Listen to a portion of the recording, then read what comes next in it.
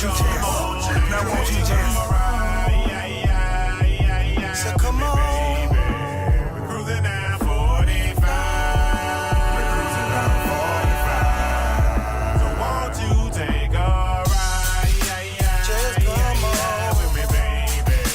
We're cruising down 45. We're cruising down 45. We're cruising down 45. Hey, what's going on, everybody? You know what it is. It's 45 Live Podcast, starting off the new year on a good note right here on the People's Platform, man. You know, it's your host, J-45, Mr. Key to the City. Everything pretty, the host of the Gulf Coast, the Alabama hippie, east of the mighty, muddy Mississippi. And, you know, hey, we the voice of the city. And, you know, I'm starting off the year right with my special guest, Sergeant John Young is in the building, man, with United Men Against Violence. He is the founder.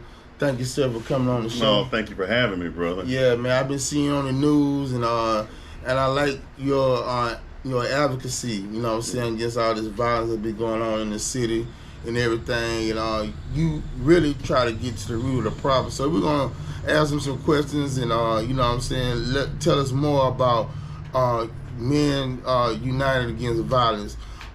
First of all, I want to ask, how long have you been on the Mobile police force? I just started my 23rd year. 23rd year. Well, congratulations to that, Thank man. You about to retire, ain't it? I'll take me a couple of more. I'm not old enough yet. Oh, okay, yeah. then. Way closer than others. What made you want to become a police officer? I think it's just a calling from God, because you have to be so unselfish to do this work. So, and I was too tall to fly an airplane and not smart enough to be a professor, so I became a police officer. Oh, okay. That's what's up. Man, look, there's a lot of violence going on in the city, and you have this organization that you founded and two other men. And what was your motivation to start up this organization? Very simply put, if people will remember, in 2022, Memorial Day weekend, an 11-year-old boy and 14-year-old girl were murdered on consecutive nights, just senselessly, violently murdered. And we ask ourselves, well, what is missing? Why are black men killing black men, boys, and girls? And we realize the failure of the family, we believe, is the foundation to the problem. When so many kids are born without a father in the home to teach them how to control their emotion and teach them how to walk as men, they're more susceptible because of the influences of the subculture of violence, the music, this agenda that attacks boys and attacks family. We said we need to fight back against that. So our entire agenda, our entire mission statement is to bring back fathers and mothers raising their children. But when those two children were killed, it was a call to action, with Sierra Jackson being killed on Michael Donald Avenue. And if anybody's old enough to remember, in 1981, he was hanged on that street by the Ku Klux Klan. And so it made me very angry. Yeah, it had me furious as well. Right. Because guess what? We spilled our own blood on the same street that Michael Donald was hung. You know what I'm saying? So that tells, you know what I'm saying, the Ku Klux Klan, we ain't got to do the killing no more. Right. You know what I'm saying? So it's all an agenda. It's all systematically done with this, the algorithm, this toxic algorithms of killing. We want to sell drugs. You want to rob. They think it's cool. They're making it like it's cool. But what you don't understand, that's entertainment. You don't have to partake in that. You know what I'm saying? I know it sounds cool and all that looks good. You know what I'm saying? But in actuality, it can get you in prison or it can get you in a grave. And they want to lock you up so that they get their free labor off you. You can be a slave. Slavery never ended. They just made it twisted up in the Constitution where they lock you up. You can do down there free labor. The prison industrial complex is real. Absolutely. When you're charging $1 per minute for a phone call or $3 for a can of soda, you can only have these shoes. There's a moneymaker. There are, especially private prisons. There's an investment. And you think about mandatory minimums, 3-strike you're outlaws, when crack cocaine offenders were getting more time than powder cocaine. It is an agenda, and it is targeting black men. The way we survived it 50, 60 years ago was black families. we survived slavery, Jim Crow, the black codes, segregation, because we had fathers and mothers in the home. And we can survive the high school to prison pipeline also if we bring our families back. So the agenda is real. They're feminizing our boys, promoting our girls as promiscuous and whorish. But a daddy's in the home. My little girl ain't no hoe, and my little boy ain't no punk. Well, that's what we're missing in a lot of homes is the male figure, the father figure. And, that goes back to, government assistance. You know what I'm saying? The woman, the mother had an option of getting a free down there a month home, or, you know what I'm saying, you staying with the baby daddy. If the baby daddy can stay in the house, if you're going to get the free assistance from the government, or, however they would pay $2 a month or whatever. So most women, majority of women, they chose the government assistance. Well, because they were poor. And, poor people took the handout. And that is one of the greatest things. I think that was the beginning of the attack on the family. Then you add feminism, which told women you don't have to shave your legs and arms and you don't need a man. Then you introduce crack cocaine, which put a lot of black men in prison and killed a lot of black men. And now you have this subculture of rap violence called drill rap. So it has been a rolling tidal wave targeting the family. But again, the solution has always been fathers and mothers, strong families, absolutely, working families, working dads, working moms, being involved in school. One of our acronyms we use in Men United Against Violence is FEED: family, education, employment, and discipline. Yes. Don't have children until you're married and can afford them. At least graduate from high school, gain gainful employment by something that can pay for your lifestyle, and then the discipline to do that every day. Absolutely. We teach boys and girls, don't commit crimes, don't go where crimes are committed, and don't associate with people who commit crimes. We teach them that as to minimize negative contact with police. So we don't just have a message of one, we're talking about real solutions to problems that we know worked because it worked until welfare was introduced. It worked until the crack cocaine epidemic. It worked, and now 80% of our children are born outside of marriage. 50% of our kids are not graduating high school. We have an issue that goes back to the family. Listen, you said this was real and raw. No one's asking for perfection. We were all saved from something. Right? I wasn't always a cop. And when I was a cop, I wasn't always a moral person. I knew better. I didn't always do better. But now that I know better, I do better, and I have an obligation to teach better. I should not stand before any young man and justify being, my thing was I liked women, still love them. But I chased women. And I did a lot of low down, no good, dirty, selfish things. And now I'm telling young boys, don't do that. Graduate high school, get a job, work as hard as you can for 10 years, and go pick a wife.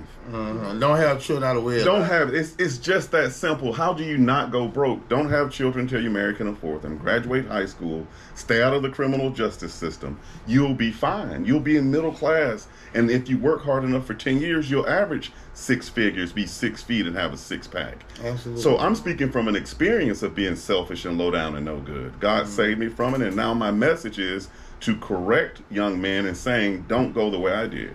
Well, let me tell you something funny, man. I was talking to a young lady, some months ago, and I told her I didn't have kids. I'm 46, I don't have kids. She was like, are you gay? Yeah. Like, okay, I'm doing everything right, but still you come with a neck. It's a lot of people, minds are warped. Yep. And for her to even come at me like that, it made me mad. Because we've been indoctrinated. We talked about the agenda, right? So the indoctrination is now that baby mamas and baby daddies are normal. We talk about the 40-year-old grandmother who has a 25-year-old daughter who has a 13-year-old daughter who has a baby. So you have 4 generations of that indoctrination that will ask a man, are you gay, because you worked hard, saved your money, and prioritized your life. We'll say to a little girl or encourage her to pop her twat waffle and shake and twerk and dance in high school, and at the Mardi Gras we see our little girls popping and locking and they think this shit cute. It is not cute, but that's the indoctrination we're talking about that will lead a woman to tell an eligible bachelor with an income, are you gay because you don't have any outside kids? You should ask her, are you a hoe?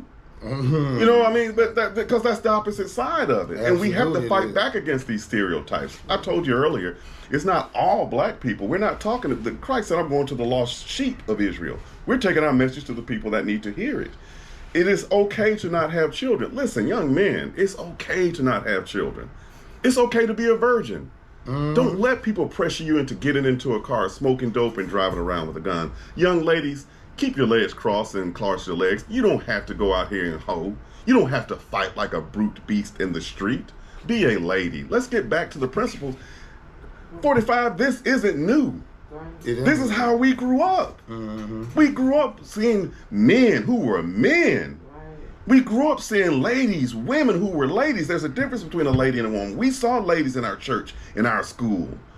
Women who wore long sleeves. You didn't see, we don't know what they did at home, but at least in front of us, you didn't see her cleavage. Right. You didn't see a woman's panty line in school. These women were dignified. Yeah, I would tell my mom, I said, you don't even see women wear pantyhose no more. They don't smooth out their dress when they sit down. We had examples. They knew that when we saw them, they had to be an example for us because life was hard.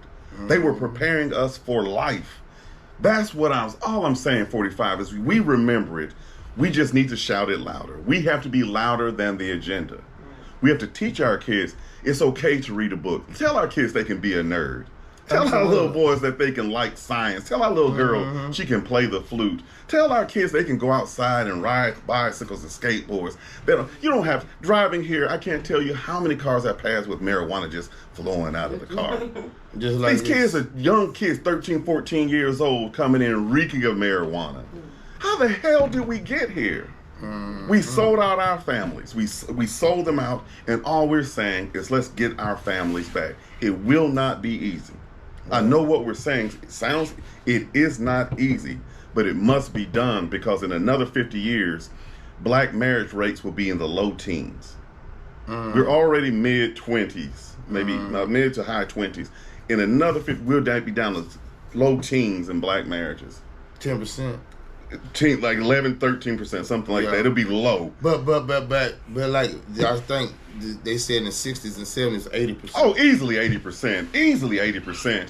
And welfare only made the problem worse that they were trying to create, saying that we're ending poverty. No, they created poverty. When they told that woman, you don't need a man in the house, and the man said, you mean I can have all these babies without any responsibility? And then they brought in child support to try to even it, and that child support made things even worse because now a man who really wants to do well for the child is paying 40% of his salary towards it. It's all an agenda. It's all been a setup. But we always survived 45 because our families were together. We went to church together. We prayed. We knew our neighbors. People now don't even know their neighbors. You can't trust your neighbor. Hey, man, watch my house. I'm going to be right back. I go pick up. They'll go in your house, steal your stuff, and come back like Chris Rock and say, we don't know who did it.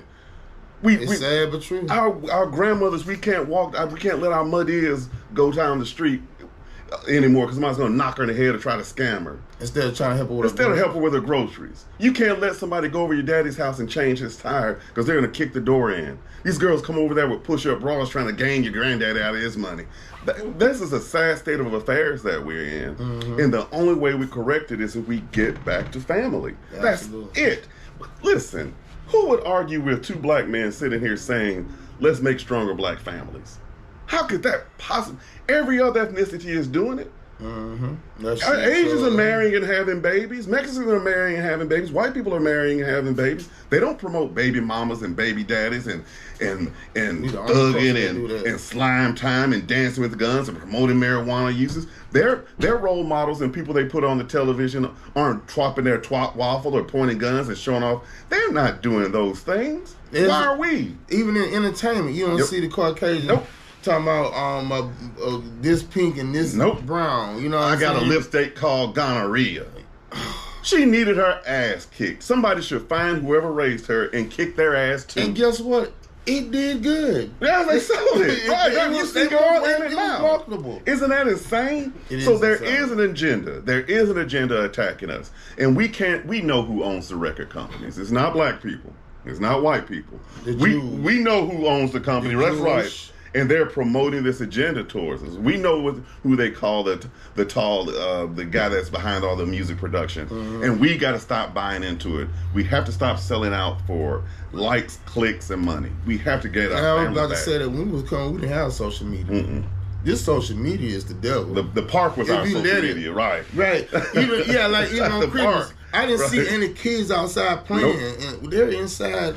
But On they the got a video game. game. They got a new cell phone. They got some jeans, and the girl probably got a new weave. The boy probably got his nappy hair with some dreadlocks in it. But no one got a bicycle. They don't even get basketball goals. They don't get anything that carries them outside. They don't get encyclopedias. They don't get anything to stimulate their intellect. Google is the news encyclopedia. And they don't even want to do. They're not looking up anything good. They're not looking up aerodynamics or science. And now they were saying that they cheating with AI now. Oh yeah, they kids. Listen, that's the other thing. These kids, I'm glad the test scores have increased this last statewide test. But before that, there wasn't a predominantly black high school in Mobile County public school system testing at grade levels. Some of these were single-digit levels in math and science and history. The test scores have improved, praise the Lord. But our kids can't even read, write, and count. And if some of these kids have names with 13, 14 letters in them, they can't even spell them. They sure can't sign them. Wow. They can't add 2 plus 2, 3 plus 3. That's a failure of us holding the schools accountable. There are more parents at football games than there are at PTA meetings. Yeah, man. And then they be betting at the game. Betting at the game. Little Come bitty on, baby. man. Little bitty baby toddler So football these are the games. role models for these kids, man. It's horrible. You know what I'm saying? They cussing the kids out. If you don't talk about, I'm gonna. Tailgating at the game, smoking dope at the game, drinking beer at the game. I've seen it all. I've been there. I've It's seen sad. it. And I don't. We just have to tell the truth and say that's wrong. You know, Dan and I were talking earlier that once upon a time you could walk up to a group of young black boys and say, "Hey, you guys, you're talking too loud. Don't use profanity with these old ladies. Don't drink wine in public." But now you have to be you have to be ready to kill, die, or go to jail when you say something to these young black men. And I want to say something. Shout out to my homeboy, Harry Bracey, man, in Pritchard. He had some young men parking his yard. He just simply asked them, "Could y'all move your car out the yard?" He turns around and they mouth off, and I guess Harry laughed it out, and they shot him. So he's paralyzed in his shoulder. You know what I'm saying? We speak. So get well soon, Harry Bracey. You know what I'm saying? My homeboy Harry, man. It just, you just scared to just correct them now because you don't know if you're gonna be the next one to get shot. You have to be ready to kill, die, or go to jail when you talk to a young black male. That's the sad truth of it. And we didn't live, Black America, Mobile, we did not live like this in the 70s and 80s. Dan and I just talked, we lost the 90s. You guys blew our mind in 2020. We did not know that this could even happen. You know where we're supposed to be now as a people? We were supposed to be scientists and doctors, and we shouldn't be surprised. There should no longer be amazement at the first black anything. We should have had dozens of black everything. Especially on Davis Avenue, we had everything. We didn't have to go downtown. Davis Avenue, we had the doctor, the florist, the tailor, Mechanic, fish stop. the restaurants. Right. All in that one, but it died. They black folks worked in white homes or businesses, but they brought their money back to Davis Avenue. Right. They brought their money back. That was our to downtown. Yep. We couldn't go downtown. Yep. Remember, Pritchard had a mall. Remember, Pritchard had D.H. Holmes had a zoo there at one time. We brought our money back to our neighborhoods. We traded our neighborhoods so we could go shop at the mall. Segregation. And the integration. We would have stayed segregated. We'll be a more prosperous people. We would have, and that may sound crazy. It does, but I mean, my dad says that all the time. We would have self-love and self-respect for ourselves, because now, instead of us comparing where we were and the progress that we made, we keep comparing ourselves to other people. Absolutely, other cultures. We shouldn't. Don't. If other cultures want to be. Want what we got. Listen, JY, I compare myself to me, where I was when I started in police work in 1992 in Pritchard. I left there earning $9.09 an hour. I'm earning a lot more than that now. So, but I compare 54-year-old JY to 24-year-old JY. I've come a long way in spite of my best efforts to sabotage myself. Right. If I compared myself to someone with the last name Rothschild, I don't got what he got. No, but I'm a lot better off than I was in my dad's generation. We can improve ourselves, but we have to listen. Even if someone else is the problem, we are still our solution. We don't have to go, we don't have to fall for the agenda. We don't have to fall for the stereotypes. We don't have to catch the bag. What is it? Get the bag. Mm-hmm. We don't have to. Any means necessary. We don't have to. Only God can judge me. Get rich or die trying. Man, richness is coming home to a family that loves you. Going to a job and earning an honest living. Richness isn't in money and materialism. Moth and rust does corrupt those things. But man, the love of your family, there's nothing like it. And that's what we have to promote now. We must get away from breaking down our homes through violence and lack of education. Absolutely. We don't have a choice. If we don't, there won't be any black people left. Absolutely. We're going to go to a break, man. Next time we come back, we're going to have Bama Rose, my co-host, coming on. We're going to give her some questions to give Sergeant John Young. This is Alabama Hip Hop Radio, the new way to listen, 45 Live Podcast, the People's Platform. Let's get it. 2025. Happy New Year. Let's go. This that street, drop that, get everybody crunk. On my block, we don't fight, but everybody broke. This that G, hit it, everybody drunk. Pull up 3 sticks, 100 shots, get everybody drunk. I made this for the hood. The police round the corner, it's up in the bush. What was your antennas? Wasn't good. 4 shots to the body, love me scarred. I stitched the game up, now I'm finna give them CPR. Wake 'em up.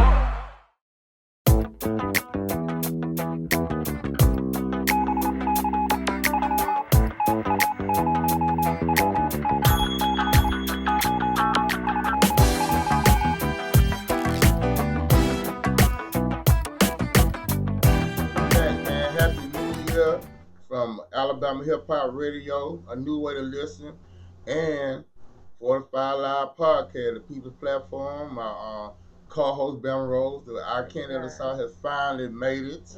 You know what I'm saying? Happy New Year to you. You looking good. You know what I'm saying? Like you ready to start off the new year, right? And we got our special guest, man. We've been talking to Sergeant John Young with the Mobile Police Department, man. What is it that you do with the Mobile Police Department? What department, you specialize in? I'm assigned to our digital compliance unit, which is just a very specialized way to say I review body-worn camera recordings. Oh, okay. I review, maintain, and disseminate those. Oh, okay, then. Sounds interesting. Okay. Yeah, so what have y'all been doing lately with Men United Against Violence? Well, we're finishing up our winter campaign, which is Remember Their Names, and we had billboards at Spring Hill Avenue and Moffett Road, and then one on St. Francis Street, with the names of 5 black children that have been killed in Mobile over the past 2 years. And actually, that's a total of 11 minors killed in Mobile over the past 2 years. And I was able to contact 5 of the parents to get their permission to put the names on the billboard. Okay. So that's been our latest campaign, and we've used billboards because it's like advertising. If billboards didn't work as advertising, then no one would use them to sell their products. We're trying to make sure no one forgets these children's names because they are purely innocent victims who were shot. A 9-year-old shot in her bed at the beginning of 2024. We don't want anyone to forget their names, and each time someone passes, maybe they'll look up there, see those names, and we don't know whose heart we're pricking. Maybe we are encouraging more kids to put the guns down, or parents to be more involved. Right. So our mission is to change the heart, because when the heart changes, behavior changes, right, and they'll have long-term success. Absolutely. Any questions you want to ask Sergeant John Young, Bama Rose? No, I don't have any questions right now. I mean, I'm really just observing everything. I mean, it let us know that we on the right path, and there's more people out here doing, pushing for our kids to be better in life, and that's where I'm at right now. Mm-hmm. Yeah, because she said she want to work with the mothers. You know what I'm saying? Tell us about your... Yeah, we got a group store next month. It's called Mother's Love, and we focusing on young black mothers that need help, and even the ones that don't know they need help, because some people don't even realize that they need help, but if your child going to school smoking weed, walking around with guns hanging out their pockets, stuff like that, we targeting, stuff, those type of kids, you know, and we want to get in touch with the mothers because it started at home, you know, and they got to be involved and they need to know the consequences. Like, do you really want to go through this, or you know, do you want to make things better for your family, for your life, you know, because your child gonna be the reflection of you, and that heartache, that pain, that money you're gonna be spending out and stuff. You don't want to go through that, Court you know. dates and court costs and lawyer fees and all that crap. Right. You know what I'm saying? They think it's cool. They think it's. And the sad part is probation is just to keep you in the loop. It's money. Yeah, and that's why Everything is about money. we try to encourage kids not to even get involved in it. Right. Because if they give you 3 years probation and you go back to the very same environment as you came from, Right. you're probably going to violate. Right. And now you have to pay. But they know that. And now we have to educate. It is a strategy. It's an agenda. Right, and it's been strategized for our children to fail. You know, I've noticed where you got Caucasian children, they live in their summers, swimming, pool parties, all this nice stuff. I go to Disney World often. It's very seldom us, you know, in groups with families, but you see a lot of them. Even in Vegas, different places like that, you never see a lot of families together doing these type of things, but you do see them. Meanwhile, our children is mainly what? Mamas at probation offices, these type of meetings, suspensions, all of the bad stuff, all of the negative agenda is pushed on our children, while their children are learning to, you know, not even associate with us. They just learn different cultures. You know what I'm saying? Cultures and behaviors, you know.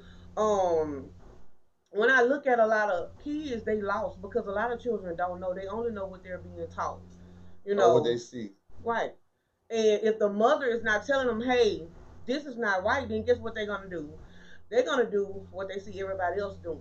And it's going to be cool to them. And guess what? The other kid going to be like, well, they want somebody to be in with them, so they're going to make them feel like they not cool if they don't do it. You know, but if that mama or that dad is putting down on their child and seeing what's going on, you know, they can nip stuff in the bud. You know what I'm saying? Before we even get into the environment, you know. Because when them kids walk out that door and they pick up that cell phone, because most all of them got a cell phone, they have an agenda to do, and that agenda that they have to do is to, you know, whatever it is for that day. But what we have to realize is it's a satanic mission on our children's life to destroy them. You know, the devil want to meet our children in hell, whether it's in the grave or whether it's in prison. They want to meet our children somewhere close to them. You know, so we have to keep these mothers and dads in a loop. You know, hey, show them how important it is. If we can get out here and care about your child enough to, you know, get at you and say, hey, let's do this, because I feel that when I talk to parents, I don't say your child. I say that's our child. You know what I'm saying? My kids are grown, but I say that's our child. That's our baby. It's like a village. You know, you see what I'm saying? If they in trouble, I hurt. You know, my daughter, she deal with mental patients. My heart so weak, I cry about stuff. Like, the lady was crying earlier, I was starting crying. I was like, dang, you know, what she crying for? She can't talk to us. She can't tell us what's going on. But what I'm saying is, if we all get involved and we all push the same agenda to get back to where we used to be, when the mamas was at home cooking and the daddies got up at 5 o'clock to go to work and the children went to school and they was disciplined, they sat at the table, they eat, and we can push those agendas to get back there, we can really make some stuff change, and we can do it. Absolutely. It can be done. And there's enough of this problem for everyone to bring a solution. Right. And that's what we have to get the collective to say, we're going to do after child care, we'll do tutoring, we'll do sports, we'll do family, to get back to family. We have to correct the home. It's a harsh truth. And a lot of people don't like medicine because it's hard to swallow. And it's nasty. It is, and it's unpleasant. But it's good for you. But it's going to make you better. Right. And that's what we have to get back to, is telling and being bold and speaking in it and doing it together. Yeah. You know, we can come from it. There's enough of this problem for everyone, and we can all come from it from different angles to find a solution. What can we do? Oh, you want to say something? I was going to say 50% of the homes don't even have a dad. You know, and the mothers are so defensive about their children. I used to be one. I used to be very defensive. You know, I go out and date. We finna all get into this. You know, that's not the right mindset. If we trying to stop something. You know, we got to get out there and somebody got to be the bigger person. Hey, They were all wrong. So what we gonna do? You take yours home. I'm gonna discipline mine. You discipline yours, or however you want to do it. But ain't gonna be no fight. We ain't finna be arguing. We gonna squash this. When they get up in the morning, ain't nobody finna go to school with no beef. Ain't none of this going on. And if they do, I'm going to the school. You call me. You let me know what's going on. And we gonna go to the school. We gonna nip it in the bud. Whatever going on, we gonna stop it. You see what I'm saying? Before somebody gets so angry to say, "Oh, I'm gonna shoot them," or "I'm gonna kill them," I'm gonna do, because they so angry. What y'all so mad for? Never being taught how to deal with their emotions is the biggest thing. And grief. Dad teaches boys how to It's deal with it. called conflict resolution. That's what we need to be taught. Google it. Conflict resolution. Talking a problem out, realizing that if we can't find a solution, you stay over there, I stay over here. We don't Agree have to disagree. and keep pushing. We And don't then we have to hate each other. I don't have to make you not exist. Right. You don't have to make me not exist. I don't have to be around you. At all. If I don't mess with you, I don't mess with And you. we gotta know that these kids have been through a lot. They've seen a lot. You know, for these brothers dying, these uncles dying, getting gunned down on the streets. You know, they make a man angry because they want revenge. And just imagine these children that uncle come play with them, get them money. Next thing you know, the mama crying, my brother dead, or my son dead, or something of that nature. Well, and that's why we're trying to reincorporate family, because Mhm. dad teaches their sons, this is how we deal with this. Mhm. This is how we deal with grief. This is how Right. we deal with hurt and disappointment. And as we fix that problem, there are fewer fathers killed, there are fewer uncles killed, there are Right. fewer, and that's what it takes. It takes us just going out. Saying it as harshly, well, as honestly, and with As you so can. much And love don't- from and it. don't worry about From the who you start with love. intimidating, because you gotta know who you dealing with, and with me, I'm not scared of nobody. You know what I'm saying? I'm not gonna put myself in a situation where I'm gonna be hurt, but I'm gonna let you know. And even if you don't take in what I say, eventually you're gonna think about it, because God gonna put something in your way. You're gonna say, dang, I should have just listened. You know what I'm saying? And even if they don't get it, they'll be able to tell somebody else, well, man, let me tell you, I went through this, and this lady told me this, and just do it like this. You know what I'm saying? Hopefully we're planting those seeds Right. where God will the Holy Spirit water, God gives the increase. Right. Because we don't know today who's listening to us, who Right. heard us, or what effect we're going to have. Right. But we have to keep planting Gotta those keep seeds. doing it. When I was at Ebenezer, one of the pastors at the church when I was a boy, James C. White, used to call us buds of promise. Because we were planted in the soil. And then it's watered through the Holy Spirit, and we were the buds of the promise. We are the future. And that's how we have to look at these children that have been harmed.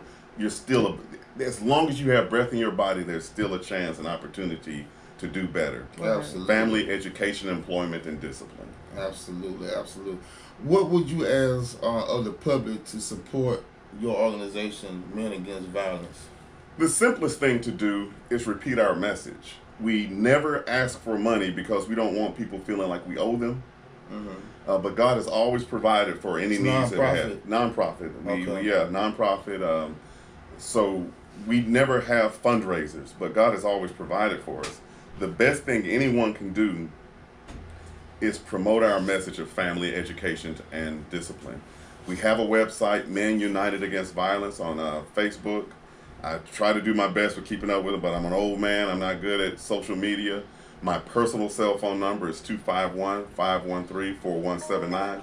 45, I'll be there. You met me in the parking lot of B&H just a few days ago. Yeah, absolutely. Will you do my podcast? Yes. You tell me when and where, and I'll be there. And you did that, and I appreciate We- that, my brother. anytime. Because it's been a long time that I wanted you on the show, because I felt how you talking the news, but they only give you like 2 minutes. Right. They chop and screw everything you say. I want to give you a platform where you can just air it all out, Anytime. raw and uncut. Anytime. We know a couple of the same people out. I don't know why they didn't say anything to you, but I won't say their names. But we know a couple of people. But anytime. We will go anywhere, anytime, and speak to anyone, because our message is truthful. Absolutely. Family, who could argue against black men saying black men marry black women and raise black families? Right. That's what we have. Like, we don't have these modern shows anymore. We talked about it before the show. We don't have the Cosby Show, the Family Matters, the what's that? The school. What's that? Different world. You know what I'm saying? Teachers go to college and everything. The culture. You know what I'm saying? You had a show that they had a doctor, a black doctor with a wife that was a lawyer. You know what I'm saying? And even with Family Matters, the policeman with the at-home wife. You know what I'm saying? We don't see that. All we got What is you got now? love and basketball, Dangerous Housewives. hip hop, love and hip Sleeping hop. with men. Yeah, Even the it's BET an Awards agenda. is trash now. The BET Awards Man, I don't even watch is no award trash. shows. Well, 30, 40 years ago, you had dignified black people wearing tuxedos and being adults and mature, interacting with each other. The BET Awards now is nothing more than a house show. They're doing whole rituals on the stage. Yeah, dude, you said it right. The satanic agenda. Oh, dude. All that type Boys stuff dressed like girls, twerking. Horrible. Girls dressing with their bodies exposed and not saying It's it. the population agenda. It's an attack. Absolute satanic attack. It is. And we have to say it and we have to fight it, but we can only fight it through truth. Right. We can only fight it through the strength of God.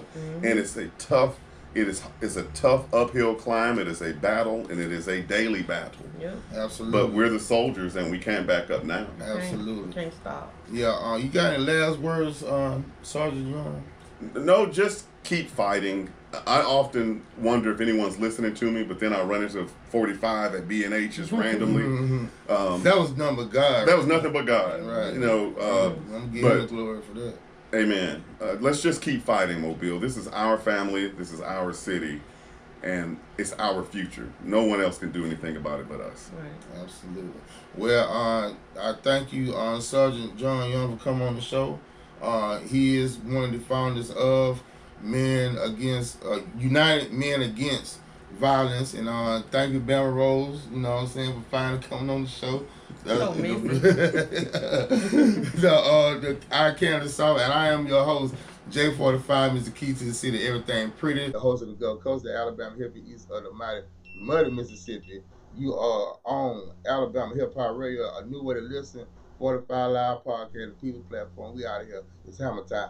Bow! G-G-Oh!